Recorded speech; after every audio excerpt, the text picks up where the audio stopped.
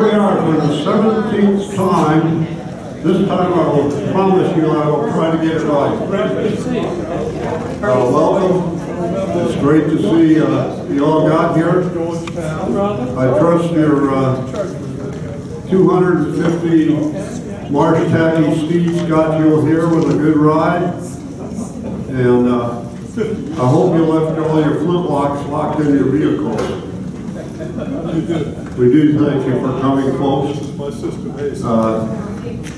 For the new people and reminding the returnees, you're all now members in good standing of the Swamp Fox Murals Trail Society forever and ever.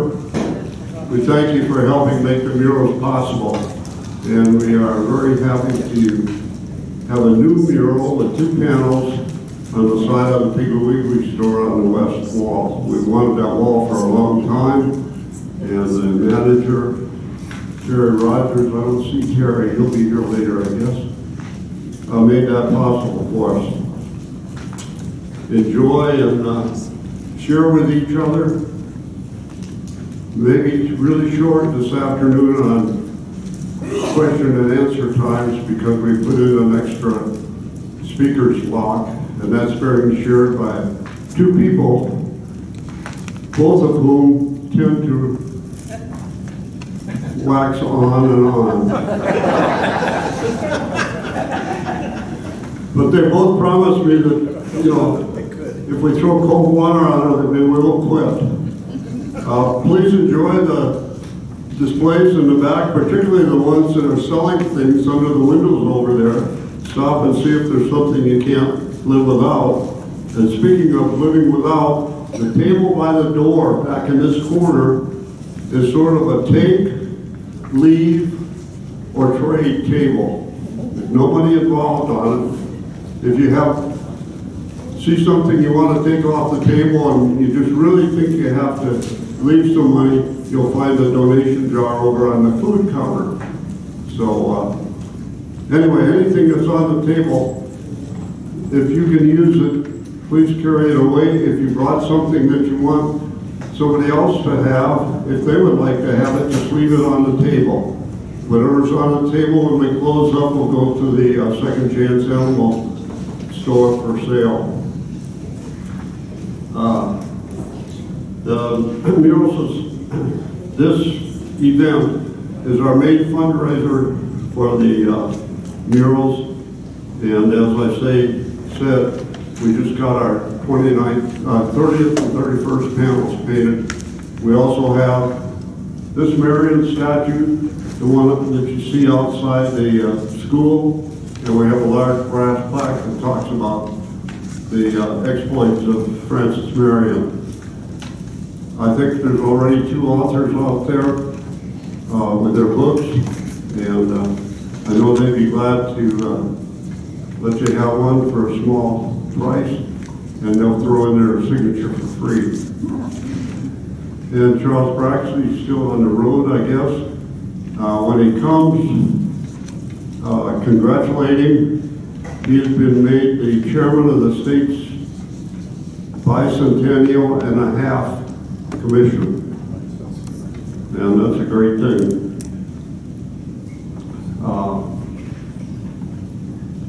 I think their site is the southerncampaign.org for their round tables, and that's a great thing that they do. We belong to the one down at Bluffton. If there's a round table near you, within an hour or 2 drive, it's a lot of fun to meet with the people and have lunch or dinner. No intro for the new people. There's no long intros here. The longest one will be right now when I say, "This is Doug." So that's what it's going to amount to. The bios are in their paperwork there. You can review them. If you want to take notes, you can turn the paper over and there's room for notes on the back. Check out our own Francis Marion Symposium on the Facebook. And if you have an Android, you can go to Clarendon County Tour, and there's a free thing there that will tell you about all the historic sites in Clarendon County. the churches and the restaurants. Okay, everybody should have this name badge. And don't feel, even if you know that Carol and I know you by your first name, your second name, all of that, your nicknames, if we look at your name tag, last year we had 3 people that came and enjoyed lunch with us on Saturday and walked out. So,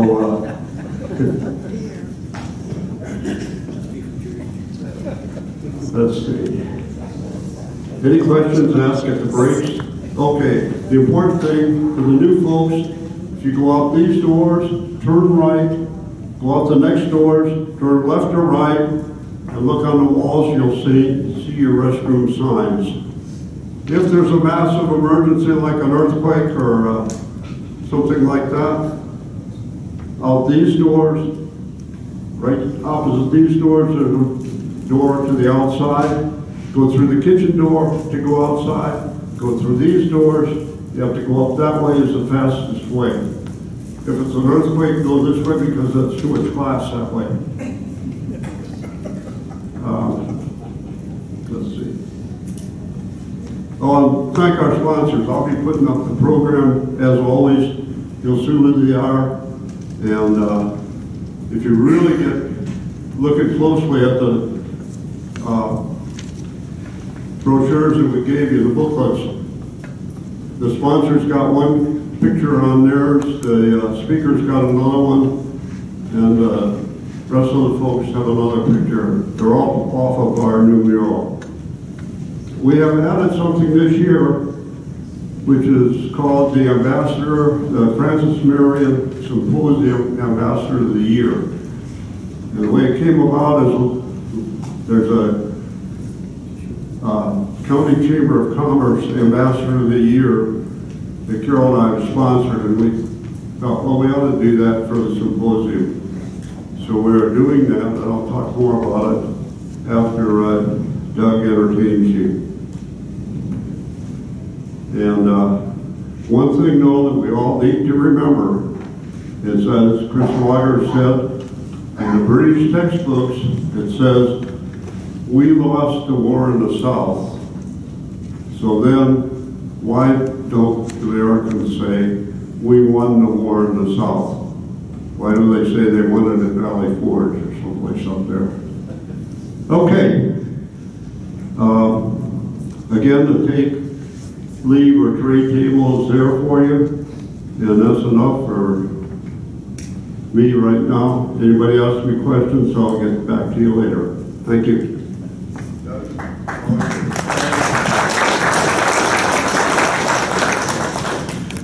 George warned me as soon as I walked in the door that I've got X amount of time.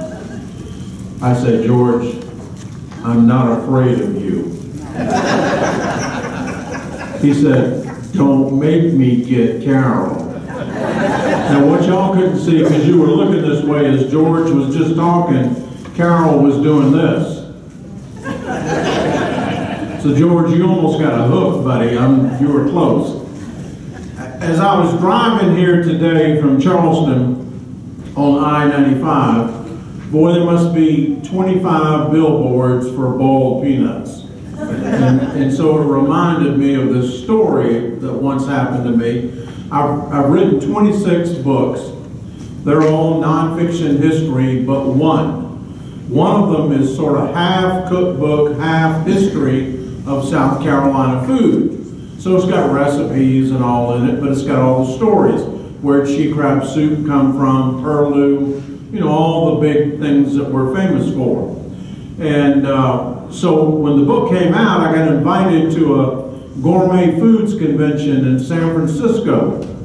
And my wife Karen went with me. We went out to San Francisco, and I thought, you know, it'd be fun to take boiled peanuts with me. So I took green peanuts and talked the hotel into boiling them under my supervision. And I took a bag of them to the food show and put them in a bowl there. And as soon as the show opened, guy walks right in, walks right up to my table, wants to buy a book, wants me to sign it, and he looks down and he says, "What's that?" I said, that's bald peanuts.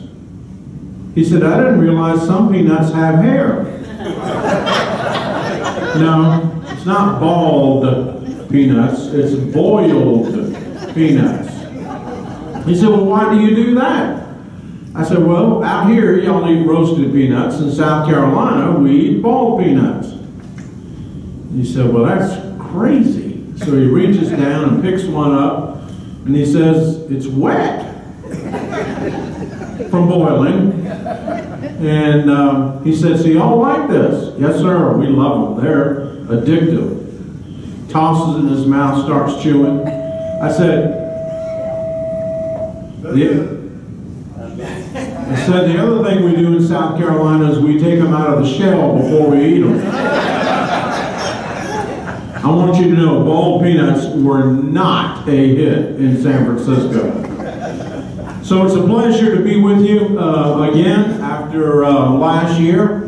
I was not too long ago doing some research at the archives in Charleston, and this fellow walked up to me and started chatting with me. And he seemed friendly enough, and he was talking about the Revolutionary War, and so I was chatting with him back, and all of a sudden I realized that he's not thinking he's talking to me. And I said, I think you've got the wrong person. And he said, no, you're Charles Baxley? No, I'm not Charles Baxley. Well, of course you are. No, I'm pretty sure that. Now see, there's Charles Baxley now in the back. And I said, no, I'm afraid I'm not Charles Baxley. And he said, well then forget the whole thing. And he just walked off. And as he was walking off, I said, you should know Charles is not nearly as good looking as I am. Nonetheless, I had to suffer through that. So the Liberty Trail, we want to give you a quick update. I definitely don't want to get crosswise with Carol, so we're going to peel through this, and I've got some maps that when I finish will circulate around the room for you. This is the Liberty Trail. Since you've seen this last, we dropped one site, Lewisfield Plantation. Unfortunately, was recently bought by a husband and wife. And so there's not going to be any access to the public, for the public. So we felt compelled to drop Lewisfield. But I'm proud to tell you we've added 4 sites. We've added Breach Inlet on Sullivan's Island, and we're going to be contributing additional interpretive signage there. And then we've added 3 Francis Marion sites, all in Clarendon County, to the trail. So this is going to be a work in progress for a long time. We'll be adding things, we'll be taking things away. If we can't get access to for the public ultimately, then we don't want to put them on the trail because we want you to be able to go to these places and stand on the dirt where these significant battles occurred. And this is the map that I'll distribute. This is the initial phase of the trail. It's 32 sites. It's a combination of pull-off sites, existing national parks, state parks, some private foundation parks like Brackensville. All of those parks, we're going to be, at our expense, adding significant new interpretation. We're working right now with the National Park Service, and we're going to redo their visitors center with new digital interpretation there. We're working with Fort Watson, thanks to help with Frank. Frank, are you here somewhere? There you are, hiding. Frank's a volunteer at Fort Watson, but we have negotiated a significant presence at Fort Watson, and they've been kind to indicate that we might be able to have a conference room there and turn that into an interpretive site for the Liberty Trail. We're going to be adding both interpretation and land to the state parks. Musgrove's Mill, I'm sure most of you have been there, marvelous site. The problem is the core of the battlefield is outside the boundary of the state park. So it's our intention to buy the land where the core exists, and the state has agreed then as we make those acquisitions and we agree to deed it, to gift it to them, that the state will accept it. So let me just run you through 6 really significant things. A lot of these sites are going to be pull-off sites. You'll pull off the road, there'll be a place to park, there'll be interpretive signage there so you can understand what happened, signage that certainly exceeds the static state historic marker. There'll be battle maps if we've got that part figured out, so it'll be full color graphics, etc., etc. But in 6 places, we're going to build brand new parks. This will rival a national park or a state park. There will be shelters, public facilities, interpretive kiosks, trails, historical trails, recreational trails. It'll be the whole 9 yards. And so I'm going to run through quickly where they are, these 6 parks. Just a week ago, it was only 5. And now we've added another. We may later add yet another as this develops. First park, if you start at the top of the state, is at the Battle of Waxhaws. Now what you see right here is a marvelous 2-acre site owned by Lancaster County, and it's kind of run by the Friends of Buford Battlefield, but we've already bought all of this. And we're still negotiating on this. So if we get this piece over here, we've captured the entire battlefield at Waxhaws. Right now we've got half of it, all this acreage, and it goes off the screen over this side. So these are where the trails will be. There's a county recreation center here off of the screen. It'll connect to that rec center, which is really important. Restrooms are right over here. So, you know, as you get older, that becomes a more and more important thing. So Waxhaws is first on the list. Then the next one is Hanging Rock. Now we so far have bought about 145 acres up at Hanging Rock. We've got a good little bit more to go. We intend on keep buying land until we're knocking on Kip Carter's door. And Kip said that's fine with him. And if y'all have not been to Hanging Rock and let Kip take you around, I'm telling you, you are missing a real treat. I was there recently with the chairman of the board of the American Battlefield Trust and Coach Vince Dooley, who's on their national board of directors. And by the time Kip finished with them, they were ready to move to Heath Springs. So Hanging Rock's going to be a big one for us. Here's how it lays out. We've already bought acreage here, 122 acres, 1 acre here. That's the old Shelter Rock store. And a fellow whose dad used to run that store in the mid-20th century has written a book. And it's about tales of the Shelter Rock store. And so if any of you in the old days used to watch All-Star Wrestling, when these characters would leave Charlotte and be driving down to Charleston or Columbia for the next wrestling event, they'd stop at the Shelter Rock store and drink beer on the little porch there. And so he has tales of Andre the Giant and Ric Flair and on and on and on. It's just hilarious. So we bought that 1 acre. We bought 15.47 acres here. Here's a 2.5 acre spot here. This 30-acre tract will close on before the calendar year is up. We have a first right of refusal here. We've negotiated this. We're close to contracting for it, and we're currently negotiating this. Down here is Kip's house. Kip says iced tea and restrooms are always available. And then we have a little piece over here that's part of a larger tract that goes out here that we'd like to buy. If we get these pieces in green, we've now captured the entire battlefield at Hanging Rock. So once again, this is going to be a park. We'll have shelters, trails, kiosks.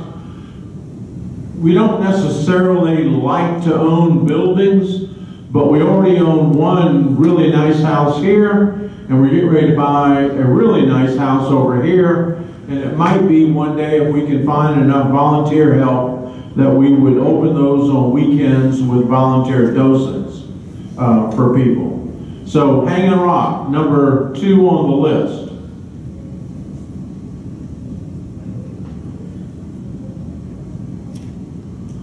Camden is next in the lineup.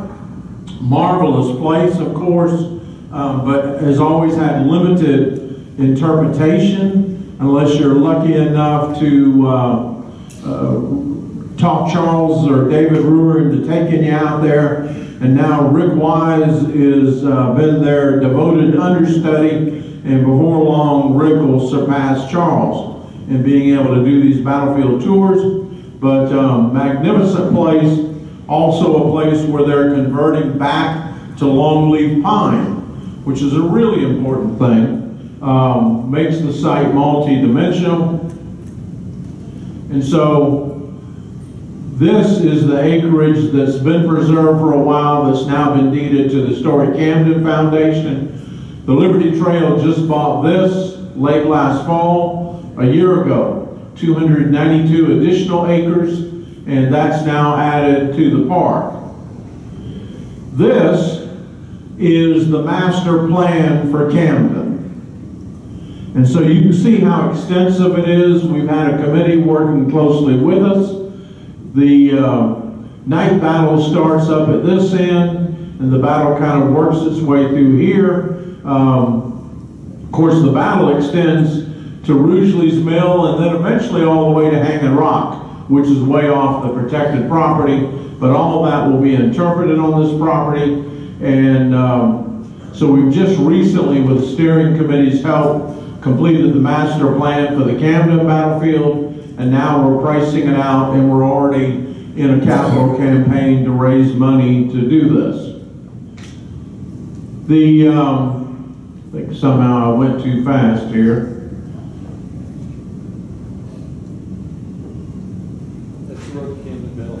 There we go. Battle of Utah Springs. This is in Utahville. Now, Utah Springs is a particular challenge. Unlike Hanging Rock, where we're dealing with less than a dozen property owners, if you follow the whole footprint of the Battle of Utah Springs, there are hundreds of property owners. Tons of people with little mobile homes that go there to fish or noodle for catfish. I never knew what noodling was until I started going to Utah Springs. And I can tell you, for those of you that know about it, I'm not going to do it. But nonetheless, it starts way out 4 miles from the British camp. By the time Greene gets to this point with his army, they've already marched 3 miles to get here. We're not ever going to buy all of Utah Springs. So what we're trying to do is buy pieces of the battle at significant points of how the battle unfolded that day. And so we're working with St. Julian Plantation. It's not going to be an acquisition, it's going to be an easement, but we're trying to negotiate a bus and car pull-off here to interpret the beginning of the battle. If you're familiar with that area, we have already purchased the old Chef's Choice restaurant, and no, there is not any aging beef still hanging in this building. But it was a fabulous restaurant in its day. We've chosen to leave the building up because, like Hanging Rock, we might choose at some point to utilize this building. And we're preparing, inspired by George and Carol, we'd like to paint a mural on the left side of this building, which faces Highway 6, to attract people. There's a site that I didn't put a picture in, but between the road where the battle started and this point, we've already bought another 15-acre property. And so we're buying properties at Utah Springs. We'll probably ultimately buy 8 to 9 properties and then choose to interpret that. We're working with Santee Cooper for that little teeny monument park they have. They're giving us a long-term lease on the park. We'll clear away trees and open it up where you can see the lake, which of course at the time of the battle was Utah Creek. So an exciting project there. And this is the monument park that exists. Fort Farallon is the 5th park on the lineup. This is an extant British earthworks redoubt. Cornwallis has been through here, Tarleton's been through here, the 71st Regiment of Foot, the Royal Highlanders, they were here, the 64th, I mean a long list of regiments have served as garrison for this fort. This is the east corner of the fort, and you can see that the moat around it tends to hold water. It's got a heavy clay content in the soil, and it sits on a limestone base. The redoubt's in outstanding condition, and we bought this a couple years ago with another land trust. This and 80 acres of land, and unfortunately it cost $2 million to do it. This is the master plan for Fort Farallon. If any of you would like to see it, if you'll email me, I'm happy to send you a digital copy of these master plans so you can see what these parks are going to look like. And then the new addition, Blackstock's Plantation. This is a state park. If you've been there, how many of you have been to Blackstock's? Good many of you. For those that have not, go to Nowhere in Hell and take a right. That's how you get to Blackstock's. I mean, yeah, it's way out there, but well worth the trip when you get there. It is a pristine site. You will neither see nor hear the 21st century when you're on this really important battlefield. This was Tarleton's first defeat, which makes it a big, big deal. The Patriots led by Sumter, and there were more militia colonels at this affair than we have people in this room, practically. But it was quite a battle. And this is a marvelous painting of it. But this is what the site currently looks like. I mean, it's just stunning. Sits right on the Tiger River. As I said, it's a state park. We're adding an additional 50 acres to this site. We're negotiating the purchase now. The owner has agreed in concept to sell it to us on the condition that we'll come back in and interpret the entire park. There's a husband and a wife in Spartanburg that have a private foundation. They've agreed to pay for the master plan to be done. And so we'll create the master plan for the site. They've also agreed to provide some of the initial funds to build the park, and then we'll have to raise more money to do all the things that we'll want to do out there. And then this is not going to be a park, but it's a thing that you'll see on the map when you get it, called the Charleston Gateway. And this is the hornwork. It was the gate to the city. Charleston itself is back here. This is all outside the city. These are the British siege lines coming in for the 1780 siege of Charleston. What we did was take a map that we located in London and geo-reference that to the modern street map. So to give you a reference point, this is Marion Square in the middle of Charleston. And there's that red dot is a teeny piece of the tabby wall, outside wall of the hornwork. Now, it just has this little tabby wall and it has a plaque on it that says hornwork. Well, nobody has any clue what that is, and they certainly don't understand how massive the hornwork is. It covers St. Matthew's Lutheran Church, all of the Francis Marion Hotel, and down into King Street, crossing Calhoun is what this is now. And so we're working with a digital company in Philadelphia These are people in their 20s and 30s that live on Red Bull and stay up all night, and they're building an augmented reality model of the hornwork. You'll shortly be able to go to Marion Square, get on the Liberty Trail app that we're building, and the hornwork will appear for you and show you how it fits on the modern landscape and then tell you the story. So an exciting piece of what we're doing. So as with any meal, I've saved dessert for last. Our newest acquisition, we've just completed contracting for it, and it was a difficult negotiation, is Parker's Ferry. It's the quintessential Francis Marion ambush story. This is in Colleton County and touches the edge of Dorchester County. We bought 33 acres right here. And there's a presentation tomorrow by Steve Smith with SKIA to talk about his archaeology study. We used Steve's research to determine what to buy. And this boundary was blessed by both Steve Smith and Charles Baxley. And it's hard to get both of them to agree on something. So we really believe we're right on this. But we're probably going to close on this in late spring 2020. But it is contracted and signed, sealed, and delivered, ready to go.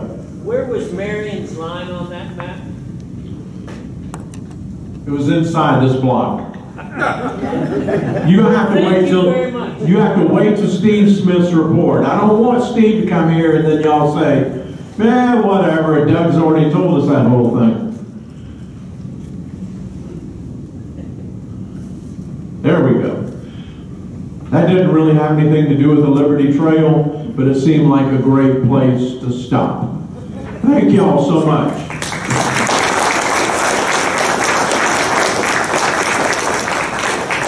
Hey Doug, where's all the money coming from for all this thing? I'm from out the bank, son. I'm glad you asked that, because if each of you will empty your pockets right now, that'd be much appreciated. We're using federal grants, state grants, but we're doing a ton of private fundraising. And so, you know, I'm not here to try to talk you out of money, but let me tell you this. If the Revolutionary War interests you, if you want to ensure that there are going to be people in a room like this 10, 20, 50, 100 years from now, we got to save these places. And so drink cheaper beer and take the difference and make the donation. But we need your help to keep moving like we're moving. We've raised and spent about $8 million, and we got a long road ahead of us. So that's where it comes from. But we're utilizing every grant we can find, and we're leveraging these grants with private donations. Thank you, Doug. Thanks, George. As I told you earlier about the Francis Marion Symposium Ambassador or Ambassadors of the Year, and it was Chris and Bob Slaughter, and there was a little money involved that Carol and I put up, and what we decided was, instead of putting all the money to the Mural Society, in this case we would split it, and I hope we got the right name, Doug, but the South Carolina Battlefield Promotion Trust. Reservation. I'm sure I can negotiate it at the bank. Okay. Anyway, half of the